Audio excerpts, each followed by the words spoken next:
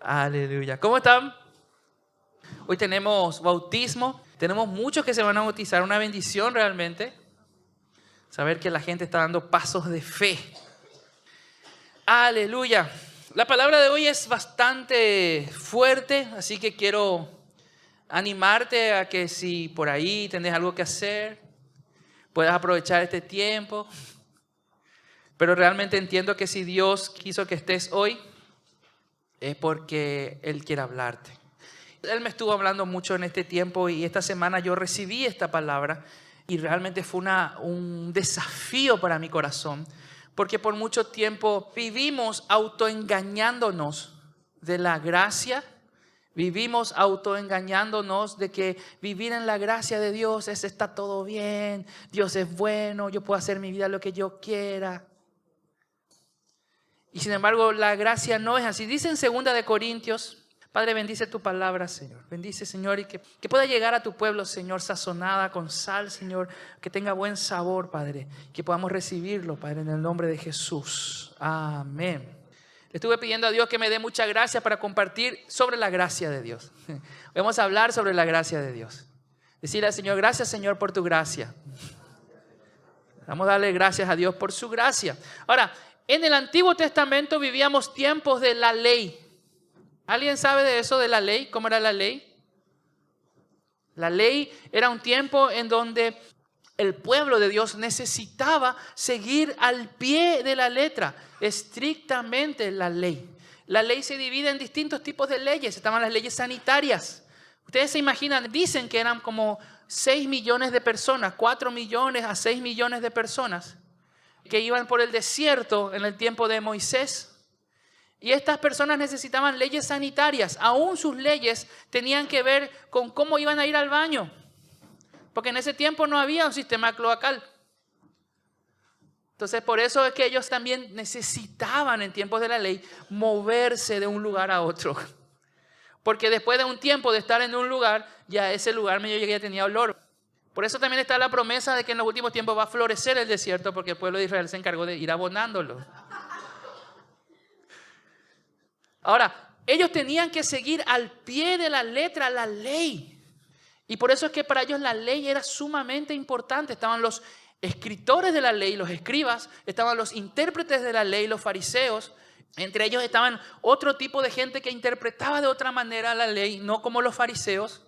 Los fariseos sí creían en la resurrección de Cristo y había otro grupo de personas que no creían en la resurrección de Cristo y tampoco creían en la resurrección de las personas.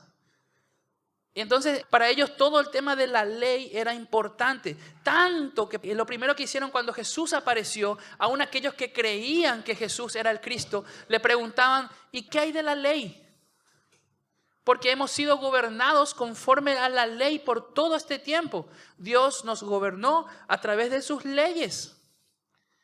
Y Jesús le decía que Él no vino a borrar nada de la ley. Hasta trae un poco de confusión. Porque la gente dice, ¿cómo si Jesús no vino a borrar nada de la ley? Pero ya no vivimos conforme a la ley, ahora vivimos conforme a la gracia. Quiere decir que Jesús hizo un antes y un después. Y hay mucha gente que dice, no, lo de la ley ya no sirve. Hay gente que dice, sí, lo de la ley sigue vigente. Y aún nos quieren judaizar, o sea que vivamos como judíos. ¿Saben ustedes que hay iglesias evangélicas que son judaizantes? Donde ellos no le dicen a Jesús, Jesús, le dicen Yeshua. Yeshua HaMashiach, Jesús el Mesías. No está mal decir eso, porque Jesús el Mesías no es grosería. Algunos me miran con cara de ¿qué es lo que dijiste, pastor? No, es Yeshua HaMashiach. Entonces ellos te dicen, vamos a adorarle ¿verdad? Porque es Dios, no hay que nombrar el nombre de Dios, no tomarás el nombre de Dios en vano.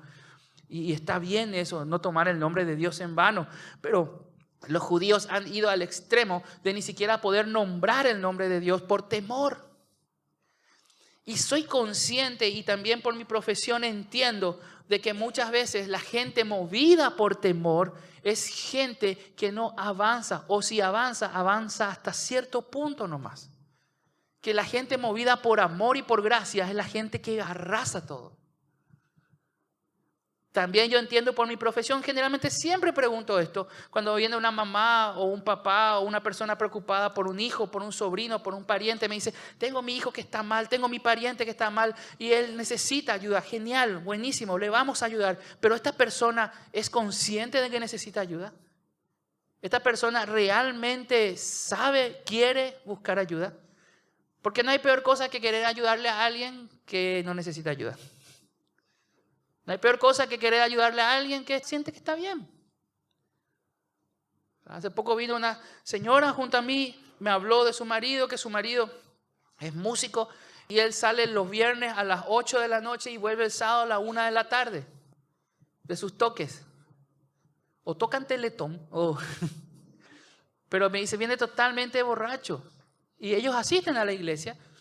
De hecho, que él cree que está todo bien. Él no le hace daño a nadie, él no le engaña a ella.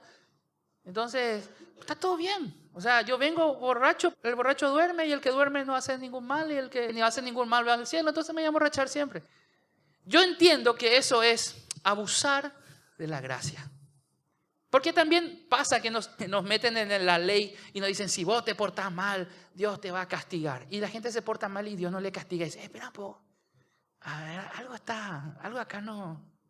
Entonces empezamos a probar los límites, hasta dónde es lo que Dios me aguanta. Y eso es muy peligroso. Porque en algún momento va a pasar algo y tenemos que cuidar eso. Ahora, dice 2 Corintios 6:1, así pues nosotros, dice Pablo, le dice a los de Corinto, como colaboradores suyos, colaboradores de Dios, os exhortamos también a que no recibáis en vano la gracia de Dios. O sea, la gracia de Dios está para todos nosotros. Lo que Pablo le decía a Corinto y hoy nos dice a nosotros, en Fernando, es sencillamente, no recibamos en vano la gracia de Dios. Ciertamente estamos viviendo en tiempos de gracia de Dios. Hay gracia de Dios. De hecho, que tenemos la promesa de que cada vez que fallamos nos podemos acercar confiadamente ante su trono de gracia y vamos a hallar gracia para el oportuno socorro. O sea que Dios no nos va a decir, ya fallaste demasiado.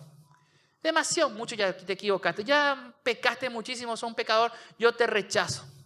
Dios no va a hacer eso. De hecho, que yo creo que en toda la historia, ni aún en tiempos de la ley, Dios hizo eso. Siempre dio oportunidad. Si no, pregúntenle a Sansón. Pregúntenle a Jonás. Aún en tiempos de la ley ya había gracia. Porque Dios seguía. Ahora, los hombres de lo que éramos los legalistas. Los hombres éramos los que, alguien pecaba y se la apedreaba, ¿verdad? Aún Jesús vino y Jesús vivió en tiempos de la ley, porque después de que Jesús murió recién empezó el tiempo de gracia, murió y resucitó. Pero en los tiempos de Jesús, Jesús ya manifestaba su gracia. Cuando le trajeron a esa mujer adúltera, ¿se acuerdan? La mujer que la habían encontrado en pecado. O sea, eso creo que fue el primer caso de una mujer adúltera que pecó y pecó sola. Porque no le trajeron al hombre, le trajeron a ella nomás. Le tenían que haber traído a los dos, ¿sí o no? Pero le trajeron solo a ella. Y Jesús dijo, ¿y el otro? La única que pecó sola. Entonces le dijo, no, es una mujer adúltera, vamos a apedrearle. Y Jesús, con mucha sabiduría y con gracia de Dios, dijo, no. Le dijo a ella, y les dijo a ellos, ¿verdad? Que el que esté libre de pecado, que tire la primera piedra. Ya. Eso es tener autoridad, ¿verdad? El que esté libre, a ver, ustedes nunca hicieron nada malo en su vida. No, ustedes lo que hicieron, tiren la primera piedra. Lo interesante que la Biblia nos cuenta que los mayores, la gente de edad, fue la primera que se empezó a ir. Fue la primera que empezó a decir, realmente yo no tengo una vida íntegra. Según la ley, se sinceró consigo mismo y se fueron. Y los jóvenes veían eso y decían, legalmente yo tampoco. Y se empezaron a ir todos. Tanto que cuando se fueron todos, Dios le dijo a la mujer adúltera, ¿y dónde están los que te condenan? Y la mujer mira así y dice, no están, se fueron. Entonces Jesús le dice, ni yo te condeno. Vete y no peques más. En otras palabras, anda nomás, pero no abuses de la gracia de Dios. Dice, Pablo le decía a la iglesia de Corintios, os exhortamos. Cuando Pablo dice, os exhortamos, en realidad lo que Pablo le dice, por favor, les ruego. Y Pablo tenía un carácter bastante fuerte por lo que habla la Biblia. Pero Pablo en ningún momento dice, yo le impongo, yo les digo, se van a ir al infierno. No, él le dice, por favor, os exhortamos, les ruego que no abusen de la gracia, no tomen la gracia en vano. Entiendan que la gracia de Dios es una oportunidad que tenemos que aprovechar para salir adelante, para crecer, para desarrollarnos, para establecer y bendecir no solamente nuestra vida, sino que nuestra generación. Yo sueño con una generación bendecida. Yo sueño con una nación bendecida. Y es ahí donde tenemos que empezar a entender la gracia de Dios. Muchos de nosotros que somos miembros de las iglesias, que amamos y tememos el nombre del Señor, que trabajamos incansablemente para Dios, tenemos un pequeño problema. No entendemos el concepto de la gracia porque tenemos un concepto incompleto de lo que es y lo que significa la gracia de Dios. Muchas veces nuestro concepto de la gracia de Dios es bueno, Él nos ama a todos, cada uno hace su vida. Yo no le hago daño a nadie, cuando en realidad le estás haciendo mucho daño. Tomo el alcoholismo, sencillamente no le estoy hablando a nadie en particular. Así que esposas, por favor, no le condenen a sus maridos.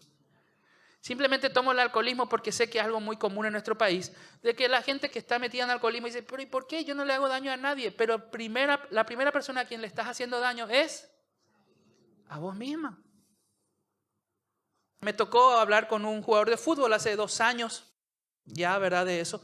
Excelente jugador, buenísimo jugador. Es más, una persona que hablando con él yo veía que le amaba a Dios. Su familia también le amaba a Dios. El problema con él era el alcoholismo. Y él me contó algo que para mí fue muy interesante. Él me decía, yo me acuerdo cuando empiezo a tomar, pero después ya no me acuerdo de nada. Es más, pasó una vez que él se fue a tomar con sus amigos.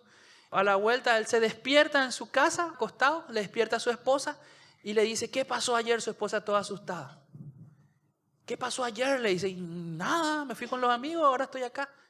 Y le dice, no, anda a ver tu camioneta. Y se fue a ver su camioneta y en su camioneta estaba llena de agujeros de bala. Y él dice, no me acuerdo de nada de lo que pasó. No me acuerdo de nada. Le dije a mi esposa, no sé lo que pasó, no sé qué pudo haber pasado. Después hablando así, pensamos que a lo mejor atropelló una barrera policial o le quisieron asaltar. Y ahí le dije, ¿te diste cuenta cómo la gracia de Dios está contigo? Cómo Dios te guarda. Y él me dijo que sí, que eso era lo que a él le llevaba. Esa gracia de Dios es lo que a él le llevaba a querer más de Dios para poder solucionar ese problema.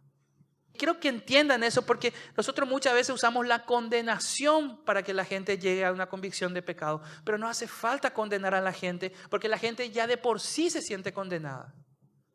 Nuestra conciencia nos condena. Entonces, ¿para qué condenarle a alguien? Jesús mismo dijo eso. Yo no vine para condenar al mundo, yo vine para salvar al mundo. Yo no vine para hacerle sentir mal. De hecho, que la gente ya se siente mal por su pecado, ya siente mal que algo no está bien. Cuando somos pecadores sentimos que algo, cuando practicamos el pecado decimos algo no está bien. Y es ahí donde necesitamos nosotros ser portadores de la gracia de Dios y decirle a la gente, Dios te ama.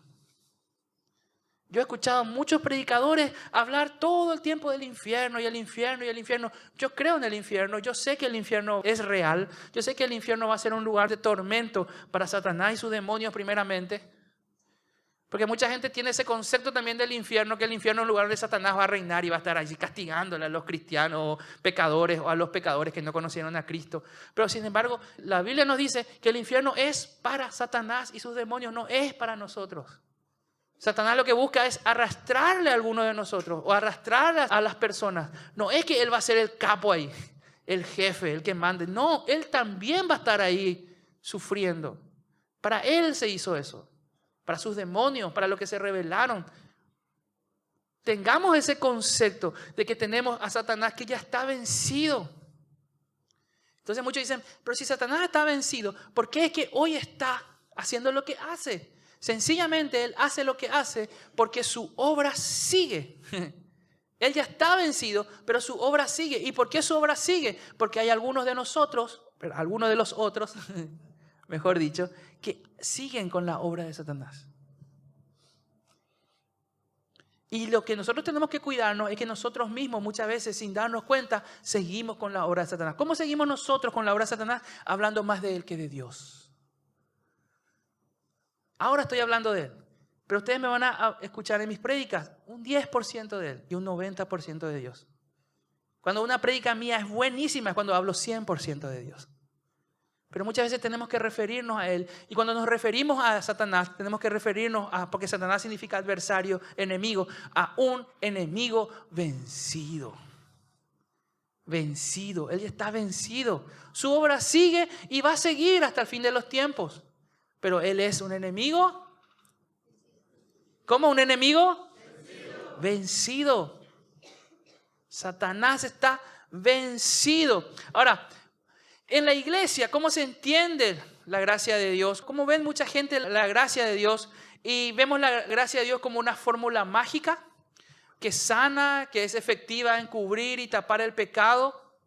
Usamos la gracia para encubrir nuestra vida pecaminosa, nuestras conductas carnales. No, Dios es bueno, Él me va a perdonar.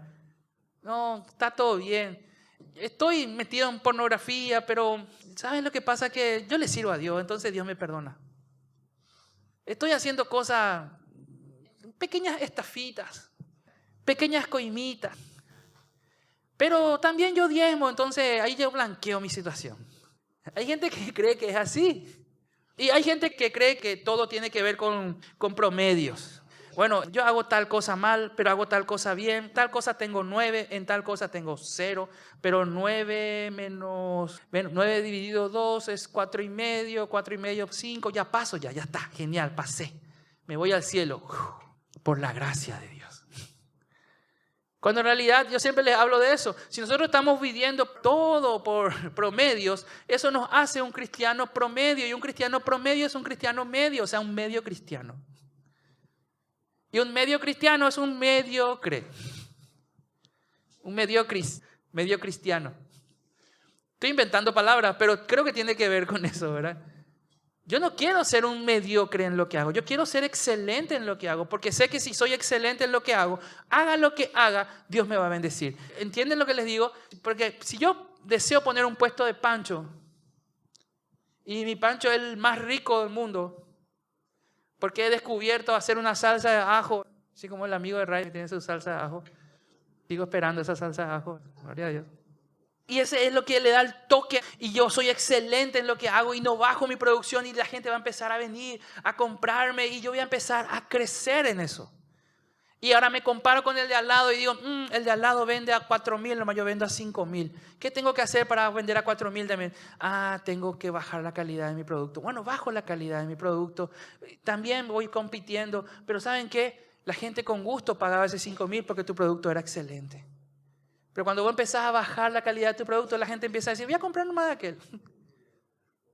Me queda más cerca, me gusta más, me cae mejor, no sé, para cambiar, para variar. La gente en cuestión de comida también varía mucho. Es que no siempre nos gusta comer en el mismo lugar. Entonces, ¿qué es lo que yo tengo que hacer? Voy a empezar a variar, voy a empezar a bajar, voy a empezar a medir para abajo, voy a empezar a nivelar para abajo, porque tenemos en nuestro corazón esa costumbre de querer nivelar. ¿O acaso no te pasó en el colegio que cuando tenías una nota baja, te vas y le decías a tu mamá, vos sabés que todo el curso tuvo nota baja? Todo el curso se aplazó. Ahora, cuando te pusieron un 10 o un 5, ¿verdad? Vos decís, me pusieron un 5 a mí, ¿verdad?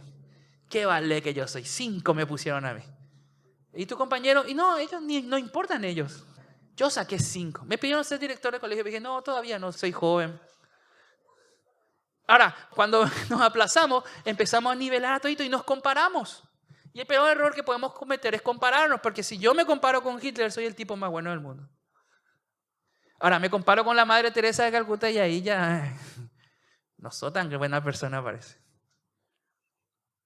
¿Cómo nos comparamos? Al compararnos, perdemos la visión de lo que realmente nosotros somos. Claro que la sangre de Cristo nos justifica, claro que la sangre de Cristo nos santifica. Ahora, la justificación Es lo que nos pasó en ese momento cuando recibimos a Jesús como nuestro Señor y Salvador, cuando nos entregamos a Cristo, nos arrepentimos de nuestro pecado, le dimos la espalda al mundo y le dijimos al Señor, te voy a seguir a ti, Jesús. A mí hay gente que me dice, yo le quiero seguir a Jesús, yo le amo a Jesús, pero demasiado me estira el mundo. No puedo dejar el mundo. ¿Escuchaste alguna vez eso? ¿O dijiste alguna vez eso? ¿Cómo me cuesta dejar el mundo? Yo quiero decirte, si realmente le amas a Jesús, si realmente te abrazás de Cristo, si realmente te posicionás en Cristo, no vas a tener que dejar el mundo. El mundo te va a dejar. Así nomás. A mí siempre me solían preguntar, sí, ¿por qué es lo que vos dejaste el fútbol? ¿Por qué es lo que vos dejaste el fútbol? Y yo les suelo decir en broma, en serio, yo no dejé el fútbol me dejó a mí. Hay veces que no tenemos que tomar una decisión, hay veces que ya nos damos cuenta de que la vida nos está llevando hacia otro lado. No es ese. No, pero en el fútbol iba a ganar plata, en el fútbol iba a hacer esto. Genial, ya está, pero no. La vida me lleva a otra cosa. Porque yo necesito, como ser humano, entender, saber cuál es el propósito de Dios para mi vida y trabajar para cumplir eso. Porque cuando yo cumpla con el propósito de Dios para mi vida, ahí me voy a sentir pleno. Mientras voy a estar ahí dudando, pensando, analizando. Voy a estar dudando todo el tiempo. Decidí por lo que tengo que decir. Cuando no entendí que el propósito de Dios para mi vida es esto. Entonces viene cualquier problema, cualquier situación difícil y yo ya me quedo mal. Cualquier circunstancia complicada, yo ya bajoneado. Porque no entendí que esto que me está pasando, aunque sea negativo, me va a ayudar a alcanzar ese propósito. Cuando yo tengo claro cuál es mi meta, todo lo que me pase me ayuda a bien. ¿Eso es algo que yo estoy inventando? Eso está en Romanos 8:28, mi versículo preferido de la Biblia. Romanos 8 es mi capítulo preferido. Romanos 8:28 es mi versículo preferido y lo nombro en todas mis prédicas. Para los que amamos a Dios, todas las cosas nos ayudan a bien. Todas las cosas. Lo negativo, eso peor. La otra vez le dije esa frase, lo que no te mata, te engorda, me dijeron ustedes. No, lo que no te mata te hace más fuerte. Para los que amamos a Dios, todas las cosas nos ayudan a bien. Nos llevan a esa bendición, porque bendición bien viene de bendición. Y nuestro propósito es de bendición. Ahora, la palabra de Dios nos habla de santificación como algo que el Señor trabaja desde adentro para afuera. Que trabaja nuestros pensamientos, trabaja nuestro corazón, trabaja nuestros deseos, para que después estos pensamientos, lo que hay en nuestro corazón, nuestros deseos se conviertan en decisiones, esas decisiones se convierten en acciones externas. El problema es que muchas veces queremos hacer los cambios de hacia afuera hacia adentro y eso no se hace así. El cambio tiene que venir de adentro hacia afuera. Porque muchas veces mi entorno me afecta en mi conducta. Mi conducta me afecta en mi creencia. Mi creencia me afecta a mi identidad. Ya no sé más ni quién soy. Y mi identidad me afecta totalmente en lo que yo soy. Y entonces yo estoy mal. Ahora, si yo decido, si yo empiezo a generar el cambio desde adentro, ¿qué es lo que yo tengo que hacer? Tengo que empezar a fortalecer mi identidad de que yo soy hijo, hija de Dios. Cuando yo fortalezco mi identidad, eso fortalece mi creencia. Cuando fortalezco mi creencia, fortalece mi conducta. Cuando yo fortalezco mi conducta, yo fortalezco y cambio mi entorno. ¿Se dieron cuenta la diferencia que hay cuando yo comienzo desde afuera o cuando comienzo desde adentro? Cuando yo comienzo los cambios desde adentro mío, mi entorno no me afecta. Las circunstancias de mi alrededor no me afectan porque yo he decidido seguir a Cristo. Y cantamos eso, he decidido seguir a Cristo. He decidido seguir a Cristo. He decidido seguir a Cristo. Y ahí viene la frase, no vuelvo atrás, ni para tomar impulso. No, ya atrás, las cosas de atrás pasaron. Las cosas viejas pasaron. Todas aquí son hechas nuevas. Jesús decía eso. ¿Se acuerdan que Jesús le dijo, cuando él preguntó quiénes los que querían seguir a Cristo? Uno le dijo, déjame, voy a enterrarle a mis padres. Le dijo, no, déjale que los muertos entierren a sus voy. Otro le dijo, déjame, voy a irme a despedir por lo menos. Y dice, no.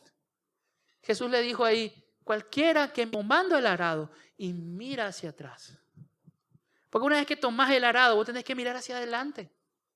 Y esto es un principio de agricultura, que si vos agarrás tu arado y estás trabajando, arando la tierra y no mirando hacia adelante, mirando hacia atrás, te va a salir todo cane tú.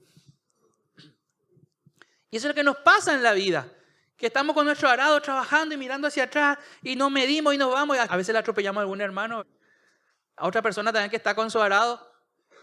Porque lo que yo tengo que hacer es mirar siempre hacia adelante. También te dicen esos que escalan montañas, esos que escalan el Everest, que escalan esas montañas más grandes, que nunca tenés que dejar de mirar a dónde vas, tu meta. Porque si vos estás escalando una montaña y mirás abajo, mirás los costados, te vas a desviar y al final vas a terminar en otro lado de la montaña y no en la cima. Y la Biblia, ¿qué nos dice? Puesto los ojos en Jesús. Puesto los ojos en Jesús, el autor y el consumador de nuestra fe. Muchas veces sacamos nuestros ojos de Jesús y empezamos a mirar nuestras circunstancias. Sacamos nuestros ojos de Jesús y empezamos a mirar a los hermanitos. Y nunca le miramos a ese hermano que es ejemplo. Porque como nos queremos comparar, no nos queremos pues comparar con el hermano que es ejemplo. No queremos comparar con el hermano que es más o menos para sentirnos bien, ¿verdad? Cuando sacamos nuestros ojos de Jesús, ¿quién es el que miramos? En ese que está haciendo desastre. Y mira, qué desastre fulano. Menos mal que yo estoy bien, porque mira, pero qué desastre fulano. Entonces, ¿qué pasa? Yo no crezco porque me guío por promedio, entonces como fulano le da un desastre. Si yo me quiero comparar con alguien, yo me voy a empezar a comparar con gente que está a un nivel de espiritualidad, a un nivel de crecimiento. Por eso que siempre nos dicen, juntate con gente que prospera, juntate con gente que sale adelante. Cuando yo era adolescente, de hecho que desde niño, mi familia era una familia con muy poco recurso económico. Mi papá era kinesiólogo en el tiempo en el que no tenía muchos pacientes. Para que tengan una idea, más o menos, en aquel tiempo él cobraba 10.000 guaraníes por paciente y tenía 1 o 2. Hoy él cobra 50.000 por paciente y tiene como 30, 40 por día. Está prosperando. Y recuerdo que nosotros cuando empezamos, llegaba la tardecita y la diferencia entre cenar y no cenar era si llegaba a casa alguien rengueando. A veces no llegaba nadie, entonces bueno, comía lo que había. Y si no había, bueno, cocido con galletas. Es lo que siempre había. Y a veces se bajaban 2, y si se bajaban 3, 4 personas del colectivo, éramos felices, a lo mejor hasta comíamos asado. En mi casa siempre se hace asado. Lo que son allegados míos saben eso. ¿Por qué? Porque cuando venían muchos pacientes comíamos asado. Era nuestra forma de celebrar que ese día Dios nos bendijo.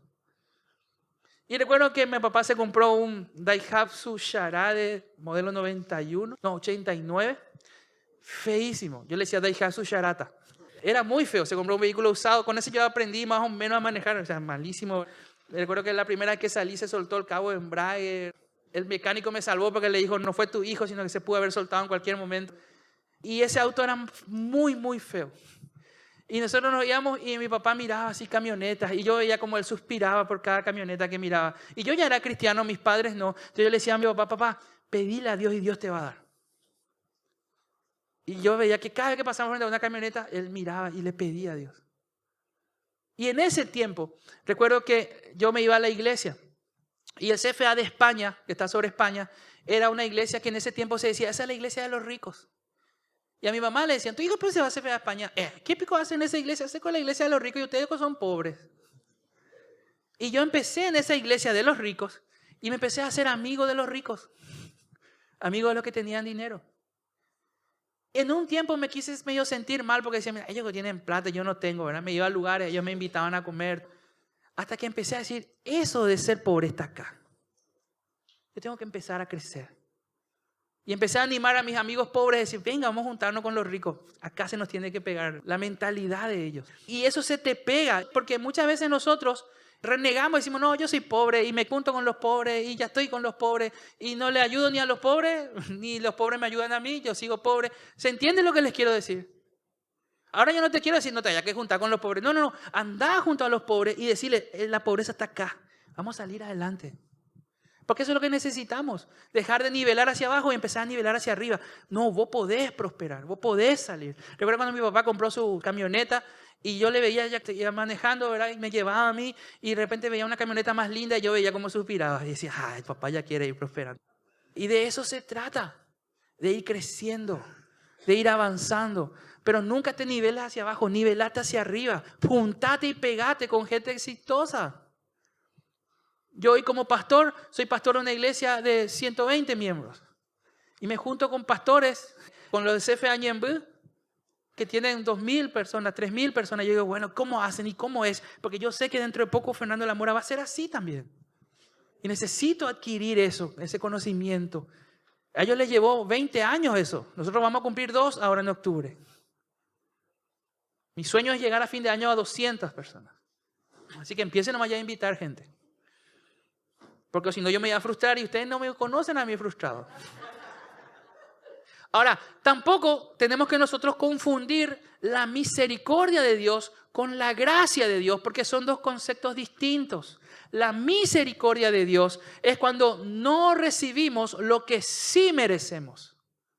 Por mi vida de pecado, yo no recibo el castigo. ¿Por qué? Por misericordia.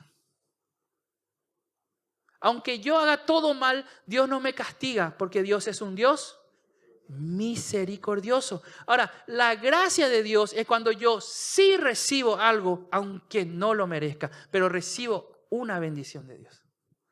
¿Se entiende?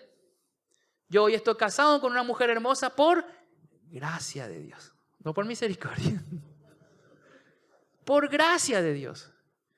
Entonces yo les animo a los jóvenes que son feos, que veo que hay algunos, a que oren que Dios les va a dar una linda esposa. Por gracia. Decí conmigo, yo recibo. Por gracia de Dios. A mí me suelen hinchar así, bueno, a veces nos sacamos fotos en familiares y me dicen, qué linda que es tu esposa, qué lindos son tus hijos, ¿verdad? Yo les digo, eso es por la gracia de Dios. Porque Dios me da algo que yo no me merezco, pero Dios me da. Y yo oré muchísimo para tener una esposa linda porque quería tener hijos lindos. Yo sé lo que sufren los feos. ¿Cierto? Cuando somos feos en la escuela ni la profesora te hace caso. Ni se acuerda tu nombre, ¿verdad? Pero es así, o sea, bueno, yo sé que ustedes no saben eso, pero yo sí sé. Ahora, por ejemplo, mi hijo es súper churro, pinta, hambre, luego, y antes cosas, y antes sus profes, ¿verdad? Y con Nina ni hablemos. Pero se trata de eso, se trata de ir mejorando. Entonces, cuando a mí me piden, hoy tengo que predicar en CFA Luque esta noche, después tengo que predicar en CFA Itagüí, me están invitando a predicar en otras iglesias. Cuando a mí me piden eso y me dicen, envíame tu foto, vamos a hacer la publicidad, yo digo, ¿puedo enviarte una foto familiar? Ahí salgo medio lindo. Es más, a CFA Luque le envié una foto familiar y sacaron mi parte nomás, pero bueno, está bien. La gracia es sí recibir lo que no merecemos. Sí recibí la mente de Cristo, aunque no hice ningún mérito para tener esa mente. La Biblia dice que nosotros tenemos la mente de Cristo. Recibí la plenitud de la paz de Dios que sobrepasa todo entendimiento, aunque no merecía tener esa paz. Pero Dios sí me dio esa paz. ¿Qué cosa recibí? El poder de Dios para ser santo porque Él es santo y Él me dice que yo puedo ser santo. ¿Ser santo es ser perfecto? No. Ser santo es estar apartado para Él. Ser santo es hacer todo lo que Él tiene en su plan que yo haga. Y yo tengo que entender que si en un momento dado todo lo hice mal, es porque todo lo quise hacer en mis fuerzas. Todo lo quise hacer según me parecía. Entonces, el mejor lugar, el mejor momento de arrepentirse es cuando hiciste todo mal y decir, Señor, hice todo mal. Ahora necesito empezar a hacer todo bien. Y necesito de tus fuerzas, no en mis fuerzas. Porque evidentemente en mis fuerzas no voy a poder. ¿Qué es lo que nos impide llegar a eso? El orgullo. El orgullo nos impide llegar a eso. Porque no, yo escuché a gente decir, no, todo esto que vos ves, y me muestra así su campo y todo eso lo hice con mi esfuerzo. Entonces yo le digo, genial, si todo esto lo hiciste con tu esfuerzo, imagínate todo lo que puedes hacer con la ayuda de Dios. Ah, sí. Pero el problema es que cuando haces algo con tu esfuerzo, Eso muchas veces no tiene una base fuerte porque lo edificaste sobre la arena. Vienen tormentas, vienen situaciones difíciles, te morís, tus hijos se quedan a pelearse por todo tu esfuerzo. Pasa eso. Sin embargo, si vos edificás sobre la roca, vos te morís y tus hijos empiezan a seguir construyendo eso. Hay una generación de bendición que se levanta y dice, papá llegó hasta acá, nosotros vamos a ir por más. Y se ponen de acuerdo. ¿Por qué? Porque edificaste sobre roca, sobre Jesucristo, no sobre la arena. Hay un montón de empresas que murieron del dueño y se fueron al mazo porque los hijos no supieron llevarlo adelante. El poder para echar demonios, recibí el poder para sanar enfermos, recibí el poder para levantar al caído, recibimos aún el poder para resucitar muertos, para hollar serpientes y escorpiones. Sí, recibí todo eso, aunque no lo merecía. Eso es la gracia de Dios. La misericordia es no recibo lo que sí merezco y con la gracia sí recibo lo que no merezco. Si yo vivo en la misericordia de Dios, todo el tiempo es no recibir, no recibir, no recibir. Ahora, si yo vivo en la gracia de Dios, es sí recibo, sí recibo, sí recibo. ¿Se entiende? Mi pregunta es, ¿vas a vivir en la misericordia de Dios? Donde está bien, no recibí, igual a lo mejor hasta sos salvo y todo. A lo mejor hasta te vas al cielo y todo. Porque es la misericordia de Dios. No hay condenación porque está ahí. O vas a vivir en la gracia de Dios. Donde decir, yo quiero más, Señor. Aquí te entrego, dame más. Te entrego mi vida, dame más. Aprendamos a vivir en la gracia de Dios. Hablemos un poquitito de la gracia.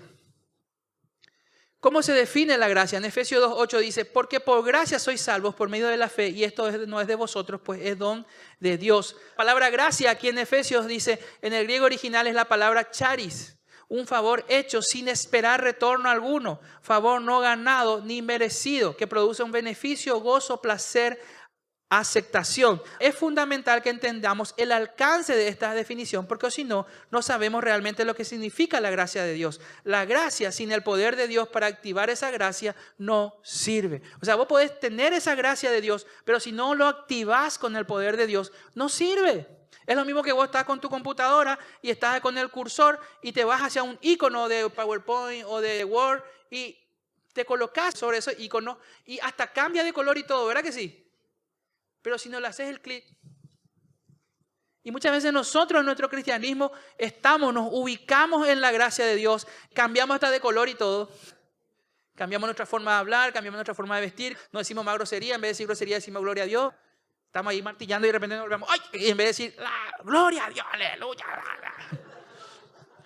Entonces cambian cosas en nuestra vida, pero no hicimos todavía ese clic. Y ese clic es lo que tenemos que hacer. Ese clic es lo que hace que se active el poder para que Dios empiece a orar en nosotros. Tenés que preguntarle a Dios porque cada uno tiene su clic. Muchas veces la gente viene a mí, como soy psicólogo y sabe que soy psicólogo, como soy pastor y sabe que soy pastor, viene y me dice, decime un poco cuál es el clic que tengo que apretar. Y digo, no sé, apenas sé el mío. Pero sí sé la forma y te puedo ayudar a que encuentres tu clic. Y te puedo guiar y te puedo decirte, mira, busca por acá, busca por allá, me parece que es esto. Puede ser heridas del pasado, puede ser esto, puede ser pecado, puede ser herencia. Y estamos buscando juntos, pero cada uno tiene que encontrar cuál es lo que es el clic que tiene que apretar para entrar en la gracia de Dios. Entrar en esa gracia. Y una vez que entras en la gracia, vas a ver que todo fluye. Nada tenés que esforzarte, nada tenés que... todo así. Se da nomás. Y vas a empezar a recibir bendiciones y vas a decir, ni oré tanto por esto y como Dios ya me está bendiciendo. ¿Por qué? Porque entraste en la gracia de Dios. Y a veces sentí cuando llegaste a un techo y empezás a golpear y no avanzar y decís, entonces quiere decir que tenés que hacer ese clic para entrar en la gracia de Dios.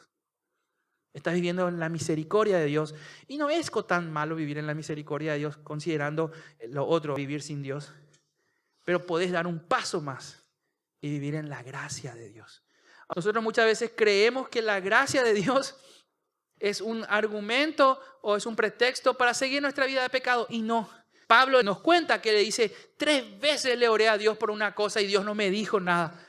Y Pablo estaba frustrado. Yo decía 3 veces Pablo y ya se frustró. O Pablo tiene un nivel de frustración muy pequeño y se frustra rápido.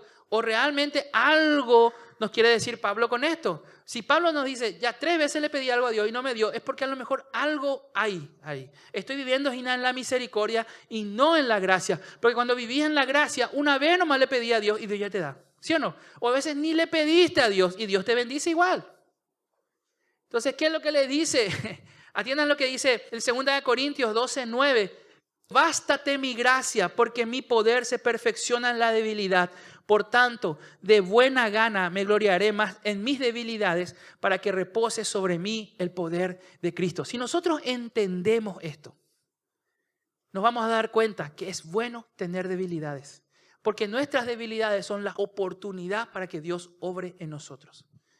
Claro que es bueno tener fortalezas, sí es bueno tener fortalezas, pero mientras más fortalezas tenemos, más nos gloriamos nosotros mismos. Pero cuando tenemos debilidades, les entregamos nuestra debilidad a Dios, Dios se fortalece en eso. Si nosotros entendemos eso, en el próximo culto me van a decir, che, pastor, tengo una nueva debilidad. ¿En serio me decís? Sí, porque esa debilidad es la oportunidad que Cristo se glorifique en tu vida. Y vos puedas decir, esta es mi debilidad y Dios se glorifica en esto. Cuando yo era adolescente, una de mis debilidades era la inestabilidad emocional. Emocionalmente yo era súper inestable por muchísimas cosas. Fui un hijo no deseado, me quisieron abortar, toda una historia, todo un bagaje de cosas detrás de mi vida de infancia. Cuando llegué a la adolescencia, yo tenía esa imagen de perfecto. Yo tenía mis zapatos súper bien lustrados, tenía mi uniforme impecable porque yo quería demostrar algo que yo no era. Cuando llegué a la adolescencia, a los 15 años le recibí a Jesús en mi corazón. Yo ya había hecho mi confirmación a los 15 años en la iglesia católica. En la iglesia católica lo hacía a los 17 y 18 recién. Yo a los 15 ya lo hice porque a los 8 ya hice mi primera comunión, que lo hacía a los 10 más o menos. Yo todo iba adelantado en todo lo que hacía porque quería demostrar con mis fortalezas, tratar de apagar mis debilidades, que era una inestabilidad emocional. Hasta que Dios me dijo, bástate mi gracia, mi poder se perfecciona en tu debilidad. Entregame esa tu debilidad. Le entregué al Señor y Dios empezó una obra en mí. Que hoy yo me sorprendo porque hoy estoy como encargado del director de psicología de la iglesia, del departamento, y estoy encargado de las emociones de la iglesia. Y es como que Dios dijo, esa fue tu debilidad, ahora va a ser tu fortaleza, ahora vas a trabajar en eso. Yo me voy a glorificar en eso. Y le glorifico a Dios porque de un niño inseguro, de un niño que ni hablaba con la gente, porque así era yo, mi famoso, mi mamá, saludala a tu tía, saludala, pero yo ni quería ni hablar con la gente de tan avergonzado que era. Y Dios se perfecciona nuestra debilidad. ¿Cuál es tu debilidad hoy? ¿Cuál es el aguijón de tu carne, como le llamaba Pablo acá? En eso Dios se quiere perfeccionar y en eso Dios te va a usar como nunca. Por eso hoy que hoy vemos es drogadictos al frente de organizaciones para prevención de drogas. Dios se perfeccionó en su debilidad. Por eso vemos hoy es alcohólicos al frente de organizaciones que le ayudan a gente para salir del alcoholismo. Porque Dios se perfecciona en nuestra debilidad. Así que si no sabes en qué servirle a Dios, empezá a prepararte para servirle en eso en el cual fuiste débil. Ahí Dios te va a usar. Y ahí le vas a poder glorificar a Dios y decir, solo Dios puede hacer algo así. El estilo de Dios es. La Biblia dice, y eso me pasó a mí, estaba en una librería en el tiempo en que cantaban en un grupo de alabanza y era famoso por las iglesias, nos íbamos a cantar. Me encuentro en una librería, me encuentro con una compañera de colegio. Y esa compañera de colegio me conocía como yo era en el colegio. Y me decía, hola, en el colegio me conocían por Cristian. Hola, Cristian, mi pastor me habla maravillas de vos. Dice que Dios te usa impresionante cuando cantás. Y ella empezó a hablar así, yo ya empecé a inflar pecho. Gloria a Dios. Ella seguía hablando y en la librería hay muchísima gente. Y toda la gente miraba, mira, todo así. Y yo le dije luego a mi pastor que Dios usa lo vil y lo menospreciado del mundo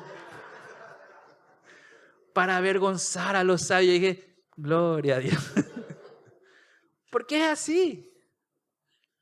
Entonces, no nos sorprendamos si Dios nos usa. Así como tampoco tenemos que sorprenderlo cuando Dios le use a alguien. Y mira cómo Dios le usa a ese. Ese es el estilo de Dios. Ese es el estilo de Dios. Mira, ese era desastre. Mira cómo Dios le... Ese es el estilo de Dios. Por gracia. Es una persona que aprendió a vivir en la gracia y Dios le empezó a levantar. Yo estoy seguro que hay un montón de esa gente de CFA España que dice, René, ¿qué pico le pasó al pastor Emilio? Pero es así. Dios te usa por gracia de Dios. En Efesios 6:8 habla de Esteban, dice Esteban lleno de gracia y de poder, hacía grandes prodigios y señales entre el pueblo. La iglesia no es un agente encubridor, sino que es poder. No tomemos como la gracia, como algo que... Muchos de nosotros hemos dicho, qué bueno que ya no estamos bajo la ley, que ahora vivimos por gracia nomás. Pero antes, en el tiempo de la ley, era más fácil, ¿sabías? Cuando Jesús dijo, mi yugo es fácil y ligera mi carga, porque en tiempos de la ley sabíamos por ley lo que no teníamos que hacer. Hoy lo que tenemos que hacer lo sabemos por una convicción del Espíritu Santo. ¿Qué pasa con aquellas personas que no están llenas del Espíritu Santo y no saben hacia dónde va a correr? En tiempos de la ley nosotros sabíamos, dice la palabra de Dios en Juan 1:17. Pues la ley por medio de Moisés fue dada, pero la gracia y la verdad vinieron por medio de Jesucristo. Teniendo esto en cuenta, vamos a hacer un ejercicio. Dice Mateo 5:27 al 28. Oíste que fue dicho, no cometerás adulterio. Eso es lo que le dice Jesús. Y los maestros de la época enseñaban mucho así. Los maestros de la época en el tiempo de Jesús enseñaban diciendo, ustedes escucharon tal cosa, pero yo les digo esto. Esto es.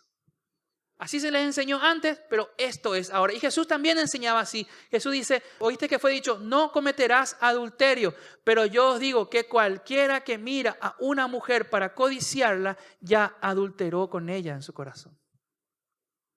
O sea que los fariseos pensaban, yo le puedo mirar a quien yo quiera, yo puedo inclusive, nambrelo. Total, yo no le hice daño a nadie. Y Jesús les dice a ellos, no. Si vos ya le miraste a alguien y ya tuviste una doble intención, ya adulteraste. En el tiempo de la ley, vos no tenías que hacer nomás, pero en tiempo de la gracia, ni tenés que pensar en eso. Y yo me di cuenta de eso. Muchas veces yo tengo que cuidarme de no caer en activismo. Pero si yo me tomo el tiempo y no hago lo que tengo que hacer, es muy probable que Satanás me empiece a meter cosas para que no avance. ¿Se entiende? Hacer cosas. ¿Y por qué es lo que vos abriste otra vez el culto a la noche? Estamos tan bien los domingos a la mañana nomás. Yo sé que no me dijeron, pero habrán pensado, ¿qué es lo que se le ocurre a este pastor? Domingo de noche también ahora tenemos que venir. Y yo más todavía que soy socio de un club que no me puedo ni por tele, no puedo ver su partido ahora. Pero es porque tenemos que empezar a hacer cosas espirituales, porque si no, lo carnal nos arrastra. Creo que un ejemplo de eso fue lo que nos pasó el martes, el partido de Paraguay contra Uruguay. Mucha gente dejó actividades de la iglesia para ver el partido, ¿verdad? Y después se arrepintió. Dijo, ¿para qué me hubiese ido a la iglesia? No me hubiese sido más productivo. En tiempos del Antiguo Testamento, en tiempos de Moisés, el pecado del adulterio consistía en cometerla, en hacer físicamente, pero en el Nuevo Testamento el adulterio no está en el acto físico, sino en la codicia previa del corazón. También en Mateo 5, 38, 44 Jesús enseña y dice, oíste que fue dicho ojo por ojo y diente por diente. Esta es la ley famosa del talión. La ley del talión que se estudia en derecho. Ni siquiera es una ley que está en la Biblia, pero la gente ya dejaba las cosas de la Biblia y empezaba a basarse en otras cosas. La gente se empezó a basar en el talión, donde dice ojo por ojo, diente por diente. En el talión también dice que si una persona con mucho dinero le mataba a un pobre, esa persona con mucho dinero saldría libre. Pero si un pobre le mataba al rico, eso dice el talión. Porque mucha gente usa el talión como decir, no, el talión es el libro más antiguo. La Biblia no es el libro. El talión le hace 6-0 a la Biblia. La otra vez escuché un debate entre estudiantes y usaron el talión y dicen, ¿ustedes saben lo que? ¿Leyeron el talión? No. Leen por lo que es el talión. Es lo más absurdo del mundo. Y el talión dice eso, ojo por ojo, diente por diente. O sea, si alguien te saca un ojo, vos te vas y le sacás también su ojo. Si alguien te saca un diente, vos también le sacás un diente. Ahora, pobre el odontólogo así. Pero ese era el concepto. Y Jesús le dice, ustedes oyeron que fue eso, ustedes viven en base a esa ley, pero yo te digo una cosa, tenés que, ¿qué cosa? Le dice, pero yo os digo, no resistáis al que es malo. Antes, a cualquiera que te hiera en la mejilla derecha, vuélvele también la otra. ¿Saben por qué? En el tiempo de Jesús, los soldados romanos tenían el derecho de una vez al día acercarse a los judíos y darle uno por la cara. Ellos podían hacer eso. Esa era la forma de los romanos de decirle a los judíos: ustedes están sometidos a nosotros. Entonces un soldado romano se acercaba y vos tenías que colocarle ya tu cara, porque una vez al día él te podía dar uno, por ley. ¿Qué es lo que enseña Jesús? No solamente, dale el otro lado también, sí. ¿Qué pasó? Me imagino a algunos judíos haciendo eso. ¡Pah! ¿Verdad? Y le da al otro lado. Y el soldado romano, no, ya no puedo más, uno nomás era. No, dale. No puedo. Lo que Jesús les quería demostrar, que era ridícula esa ley. ¿Qué ley más ridícula? ¿Por qué me va a pegar una vez? Pégame 2 veces, ya me pegaste una vez, pégame otra vez. ¿Qué es lo que Jesús le quería decir a ellos? Que los judíos reinen espiritualmente sobre los romanos, aunque los romanos le hagan la opresión físicamente. Y ahí Jesús, es muy profunda la enseñanza de Jesús. Nosotros muchas veces usamos esto como que, hey, dale la otra mejilla. Y es profunda la enseñanza de Jesús. Y acá dice también, oíste que fue dicho, amarás a tu prójimo y aborrecerás a tu enemigo. Pero yo os digo, amad a vuestros enemigos, bendecid a los que os maldicen, haced bien a los que os aborrecen y orad por los que os ultrajan y os persiguen. Ese es vivir en la gracia. Porque en la gracia de Dios yo no estoy pidiendo justicia. En la gracia de Dios yo estoy pidiendo gracia. Porque siempre que Dios envía algo, llega para todos, ¿sí o no? Cuando llueve, llueve sobre justos y sobre todos. Entonces si nosotros decimos, Señor, yo quiero justicia en esta situación, entonces va a venir justicia sobre todos. Y no sé si nos conviene que venga justicia sobre todos. Pedirle nomás a Dios, Señor, tu gracia. Señor, dame tu gracia. Que yo haya gracia delante de ti. Ahí entendemos lo que es la gracia. La gracia es que vos me bendigas. No me merezco, Señor, pero vos me vas a dar eso. Porque es tu gracia. He aprendido a vivir en la gracia. No estoy reclamando mis derechos, porque eso está muy de moda hoy.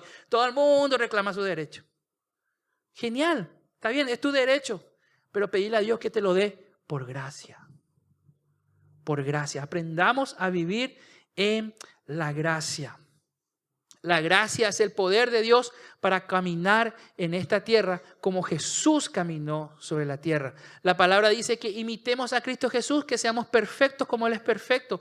¿Cómo se puede lograr eso? ¿Cómo puedo alcanzar a hacer y hacer lo imposible? Por el poder de la gracia de Dios. En Hebreos 12:15 dice, mira bien que no sea que alguno deje de alcanzar la gracia de Dios. A veces no alcanzamos la gracia de Dios. No sea que haya algún fornicario o profano como Esaú, que por una sola comida vendió su primogenitura, porque ya sabéis que después, aún deseando heredar la bendición, fue desechado y no hubo oportunidad para el arrepentimiento, aunque lo procuró como con lágrimas. En Lucas 2:46 dice, tened hambre de la palabra. Y aconteció que 3 días después la hallaron en el templo sentado en medio de los doctores de la ley, oyéndoles y preguntándoles. ¿Cómo hallamos la gracia? Y buscando de Dios, escuchando su palabra. ¿Qué es lo que Él quiere enseñarnos? Otro es ser sujeto y obediente, o sea, sujetarnos al Señor. El resultado dice, y descendió con ellos y volvió a Nazaret y estaba sujeto a ellos. Nos habla de Jesús.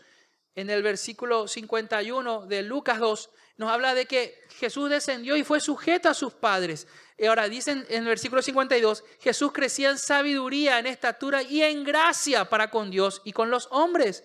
¿Por qué? Porque Él vivía sujeto. No es que decían, mira mamá, papá, yo soy Jesús, ustedes no van a entenderme nunca, yo hago mi vida. Porque muchas veces pasa, no, yo soy, ¿sabes que soy un hijo de Dios? Yo no estoy sujeto a ustedes, Dios es mi Dios. O muchas veces me pasa a mí, mira, para mí Dios es mi pastor. El resto no me importa. La otra vez escuché que una alumna de consejería le dijo, mira, vos tenés que hacer esto, tenés que entregar tu tarea. Le dijo la coordinadora de la carrera, porque si vos no haces esto no te vamos a poder entregar el diploma. Yo no necesito diploma, yo con que Dios vea mi corazón y Él ya sabe. Y ella decía, no entendió nada. Porque vos tenés que estar sujeto a algo para que Dios te bendiga. Otro dice, no, el Señor es mi pastor, nada me faltará. ¿Qué va a venir un hombre a decirme lo que yo tengo que hacer? Entonces no está sujeto a nada, ni a nadie. Cuando la Biblia nos dice que tenemos que estar sujetos los unos a los otros. Yo estoy sujeto a alguien, tengo mi autoridad. Tengo mi presbítero, que es el pastor Germán. Tengo un consejo de misiones que están la pastora Gladys, el pastor César Ramírez. De hecho, su hijo va a estar predicándonos hoy, esta noche. Si quieren venir, va a ser una palabra espectacular. El hijo de Papi Chim, que es un hijo de pastor, pero impresionante. Son gente a quien quiero, gente que admiro, gente que sé que me quiere. Entonces yo estoy sujeto a ellos y yo rindo cuenta ante ellos y en eso hay bendición. Si no, no hay bendición. Si vos te cortás solo, el único que se cortaba solo era el llanero solitario. ¿Y quién le seguía? Un indio. Pero él se cortaba solo. Y ese es el problema cuando te cortás solo, vos te quedás solo. Cuando llegan las circunstancias difíciles, te quedas solo. Yo no tengo ninguna preocupación en que surja un problema acá entre nosotros, porque surge un problema entre nosotros, yo agarro el problema, lo llevo a ellos y le digo, resuelvan esto, me lo resuelven, lo traigo acá. Esto es lo que se resolvió, ya está. No estoy como a lo mejor otros pastores que, y pasó esto, y dijo esto, y pasó. No estoy preocupado porque estoy sujeto a autoridad. Y el estar sujeto a autoridad me da esa paz también de saber de que en esta iglesia CFA Fernando nadie va a hacer lo que quiere, porque ni yo que soy el pastor hago lo que quiero. Yo hago lo que tengo que hacer, lo que me dicen de la central. Y eso me da muchísima paz y mucha tranquilidad. Y también achica mi margen de error, porque no me voy a equivocar porque yo consulto antes de hacer algo. Eso es vivir en la gracia de Dios. De que vos consultás, hablás, ves. Por eso la Biblia no te dice, fulano, vos tenés la mente de Cristo. Te dice, nosotros tenemos la mente de Cristo. Yo me corto solo, dejo de tener la mente de Cristo. Yo estoy en mi grupo, en mi congregación, tengo la mente de Cristo. ¿Se dieron cuenta de eso? El plural y en singular. No dice, vos tenés la mente, no, nosotros tenemos la mente de Cristo. ¿Por qué? Porque empezamos a actuar conforme a lo que la palabra, que es nuestra autoridad, nos dice. Eso es demasiado clave entender. Otra cosa que tengo que hacer para vivir en la gracia, ser íntegro. Ahora, ser íntegro no es ser perfecto. Ser íntegro es ser así como soy. Mostrarme así como soy. Yo soy así. No hay peor cosa que esas parejas que se engañan el uno al otro, después se casan y ahí sale la verdad. Sorpresa, ¿verdad? Un poco no era con quien. Cuando nosotros teníamos problemas con mi esposa, yo siempre le decía eso. Mira, vos me conociste así, vos sabés bien cómo yo soy. Ayúdame a cambiar, voy a cambiar. Yo no le engañé a ella. De hecho, que la primera vez que salimos, ella va a decir sí o no. La primera vez que salimos, yo dije, o realmente se engancha conmigo o me deja para nunca más me da. Pues le conté todo mi problema. Le dije, esto me pasa, esto me duele, esto me molesta. 3 horas por ahí hablamos. Yo le usé a Sari para descargarme. Así. Me aguantó, me siguió amando igual y dije, esta es la mujer de mi vida. Pero es así, es mostrarte así como sos. Lo peor que puedes hacer es engañarle a alguien, porque tarde o temprano va a salir lo que vos sos. En algún momento va a saltar eso. No te pase lo que le pasó a ese chino que se casó con una linda china. Sus hijos salieron todos feos. Él dudó y dijo, no, ¿qué es lo que pasó acá, verdad? Entonces, hizo el ADN, sí, eran sus hijos. Y después le empezó a preguntar a su esposa y su esposa le contó, le mostró una foto de lo que ya era antes, era puro cirugía plástica. Y salió en internet la foto de lo que era ella y la foto de lo que... Entonces el marido pidió un divorcio. Medio tonto el marido también, porque... ¿Qué pasó ahí? Hubo un maquillaje, no hubo un yo soy así. Y es lo que nosotros tenemos que hacer delante de Dios. Yo soy así, Señor. Ayúdame a cambiar, a salir adelante. Ejercitar el poder de Dios. En Mateo 10:8 dice, sanad enfermos, limpiad leprosos, resucitad muertos, echad fuera demonios. De gracia de recibirte, date gracia. ¿Qué es lo que implica acá? Ejercitar el poder de Dios, hacer avanzar. Cuando Dios te dice algo, anda a orar por tal persona o anda y orá. Famoso, eso viene alguien, eso yo aprendí del pastor Emilio. Viene alguien y te comenta un problema y le dice, voy a orar. Y jamás vas a orar, ¿no te acordás? Pero el pastor Emilio, ¿qué es lo que hace cuando él le cuenta algo? Ahí en el momento dice, vamos a orar. Ya, ora ya ahí. Ya está, ya se oró. Entonces, eso tenemos que nosotros tener, de orar ahí en el momento. Porque prometerle a alguien que vas a orar y después te olvidas y pasan cosas, eso es algo que Dios está tratando conmigo y me estoy tratando de ser así también. ¿Cuál es la tremenda promesa de Dios al darnos por amor su gracia en poder? Termino con esto. Romanos 16:20. Y el Dios de paz aplastará en breve a Satanás bajo vuestros pies. La gracia de nuestro Señor Jesucristo sea con vosotros. El Dios de paz va a aplastar a Satanás bajo nuestros pies y ahí la gracia va a venir con todo. Muchísimos bautizados tenemos. Vamos a ponernos de pie, vamos a tener un tiempo de adorar a Dios.